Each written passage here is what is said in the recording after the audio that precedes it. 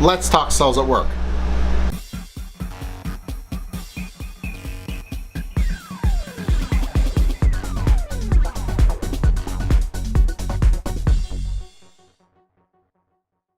Okay, so this episode was mainly about the circulatory system.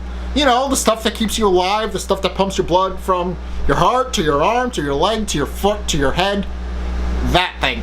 So, the episode basically starts off with Red Blood Cell just deciding after seeing the new recruits that she doesn't want to be a burden on anybody anymore and just wants to figure out the circulatory system by herself without any help. And she runs into White Blood Cell, and she gives off a bit of an aura that White Blood Cell can sense, and realizes that she's that determined to solve it by herself, but also realizes that without just a tiny bit of help, that she's not going to be able to make it through the rest of the body, because she almost fell through a construction site, which a platelet kind of warned her about because they were down there working. And realizing that she's not going to make it through completely unaided, decides to basically stalk her through the entire circulatory system and claiming to patrol the body, which he does to an extent, but he does follow her around and help her when she needs it. For example, she loses her notes at one point when she's going into the heart, and he picks it up and chucks it at her to give it back to her, all without him being seen. And then there's another scene where he eliminates a pathogen not once but twice.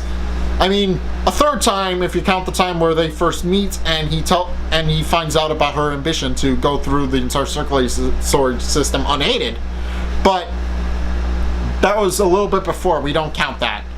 And after all this, White Blood Cell runs into Killer T and tells them how he has a newfound appreciation for what red blood cells do, and that he hopes people can one day get along and everybody can get along and be happy and be friends.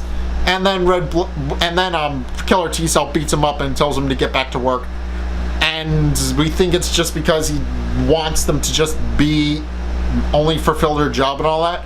But then we learn a little bit later that he's just jealous.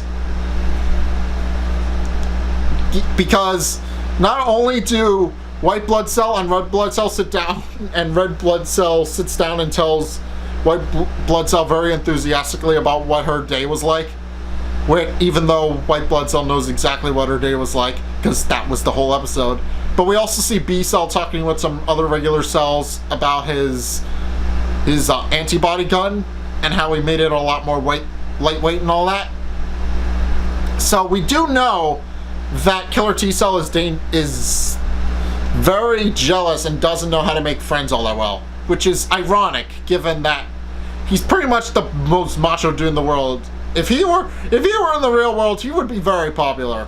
Let's be honest. If he weren't a cell, but was in fact a full-size person, he would be popular pretty quick. People would like him.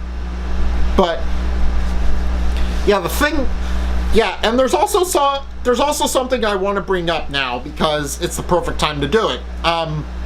So there's a theory about Red Blood Cell going around, and I think this episode best shows what it's like, and this would be the perfect time to talk about this theory. So there is a theory going around that Red Blood Cell is a sickle cell due to her cowlick being in the same shape.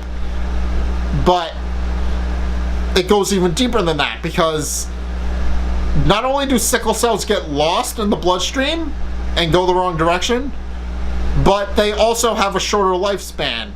And Red Blood Cell not only gets lost in the bloodstream a lot, but she also runs into a lot of pathogen attacks. So it's definitely a good case for her character, and if that's intentional or not, let me know in the comments.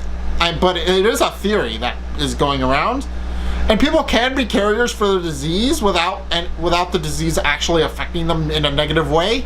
So it's possible, but I mean, yeah, this was mainly about the circulatory system, and I enjoyed it. It was pretty fun to see that the heart the heart and then the lungs. The heart was awesome. The heart looked awesome. It looked like a Japanese temple. And then the lungs looked like this futuristic sci-fi place. I really don't know how to describe it, but it looked like, I guess, this like these futuristic dome-shaped places and all that just pumped out oxygen. But yeah, it was cool. And I did enjoy this episode, and it was good. But I do want to know, if you guys did see this episode of Cells at Work, what did you guys think? Let's get a discussion going in the comment section down below, or over on my Discord server, link in the description. Either way, thank you guys so much for watching this episode. If you liked it, hit that like and the subscribe button. I could always use a new addition to the Moon Rabbit Army.